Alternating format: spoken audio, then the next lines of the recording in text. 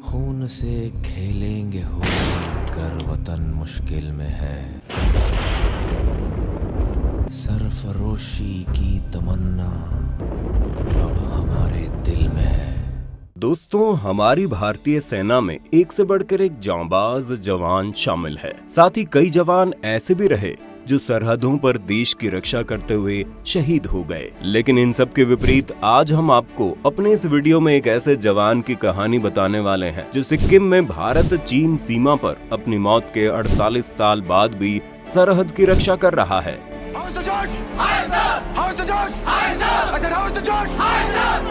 आपको सुनने में थोड़ा अजीब जरूर लगेगा, लेकिन आर्मी के साथ साथ वहाँ के लोगों का भी ऐसा ही मानना है और दूर दूर से लोग यहाँ उनकी पूजा करने आते हैं। यही नहीं, इस सैनिक ने मरने के बाद भी अपनी नौकरी जारी रखी। फिलहाल ये सैनिक अब रिटायर हो चुका है। हम अपनी वीडियो में आगे बढ़े उससे पहले हम आपको बता दें, हम हमारे मिस्टिका फैमिली के लिए लेकर आए हैं एक मजेदार कॉन्टेस्ट। अब हम आपके लिए बनाएंगे आपका मनपसंद कंटेंट। आपको सिर्फ हमें देना है एक बेस्ट टाइटल और जल्द ही हम उस पर वीडियो बनाकर करेंगे अपलोड और देंगे आपको शाउट आउट। इतना ही नहीं, अब आपका कंटेंट भी हो सकता है चैनल पर फीचर। इन सभी की डिटेल्स आपको डिस्क्रिप्शन में दिए गए लिंक में मिल जाएगी। तो वीडियो पूरी होने के बाद डिस्क्रिप्शन बॉक्स में दिए गए लिंक पर क्लिक करके फॉर्म भरना ना भूलें। तो चलिए अब स्टार्ट करते हैं उस जांबाज सैनिक की कहानी।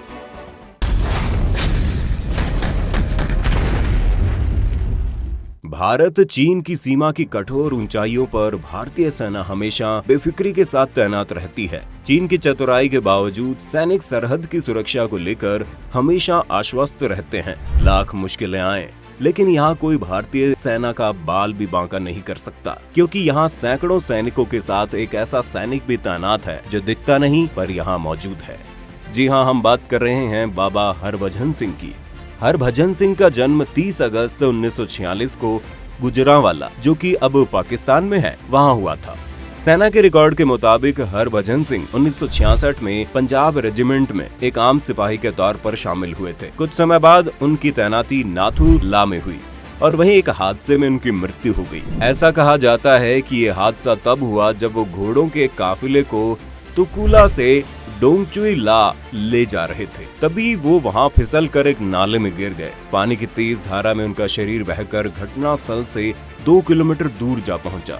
उनके शरीर को ढूंढने की काफी कोशिश की गई। उस दिन काफी बर्फबारी भी हुई, लेकिन फिर भी शरीर का कुछ पता नहीं चला। सेना को लगा कि हरभजन अपनी ड्यूटी से बचने के लिए भाग गए हैं, लेकिन कुछ समय बाद एक रात वो अपने साथी के सपने में आए और उन्होंने अपने उस साथी को बताया उनका शरीर कहाँ पड़ा है।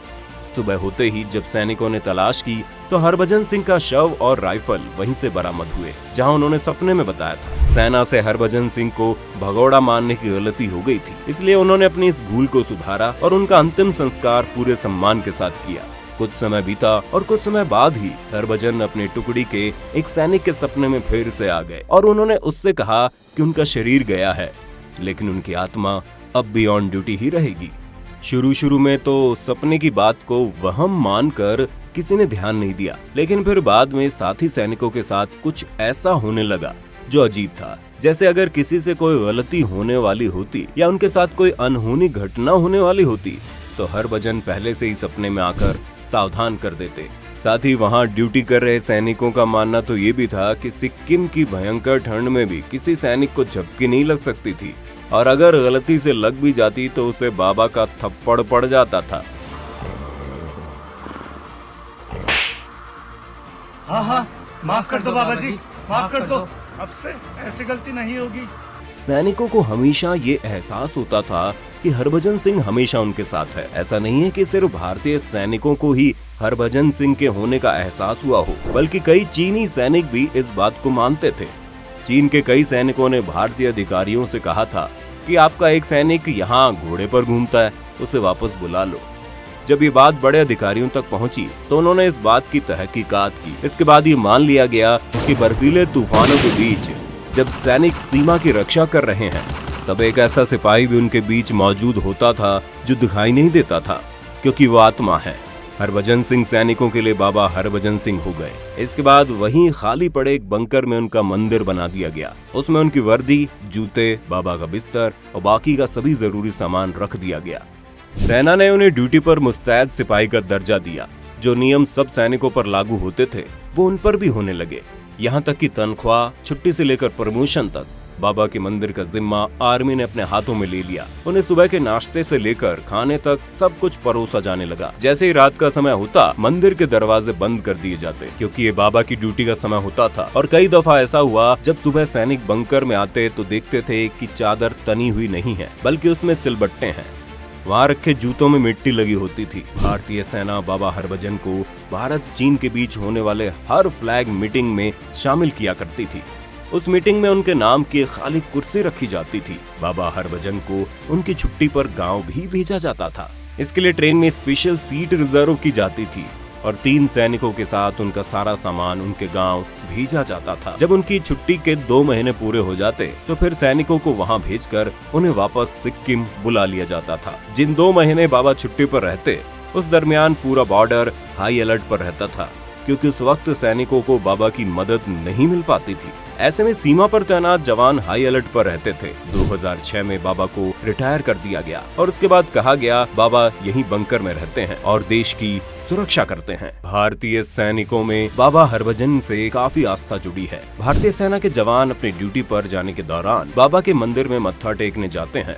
ऐसा माना जाता है कि बाबा हरभजन सिंह जेलेब दर्रे से लेकर नाथुला दर्रे तक भारतीय सीमा की रक्षा करते हैं। नाथुला में बाबा हरभजन की याद में 2 स्मृति स्थल बने हैं। इनमें से एक ओल्ड बाबा मंदिर जो ओल्ड सिल्क रोड पर बना है, जबकि दूसरा न्यू बाबा मंदिर कहलाता है। ये नाथुला में ही है लेकिन डोकलाम से नजदीक है। ये न्यू बाबा मंदिर डोकलाम से सिर्फ 4 किलोमीटर की दूरी पर है। दोस्तों, क्या आप भी इनके बारे में पहले से जानते थे?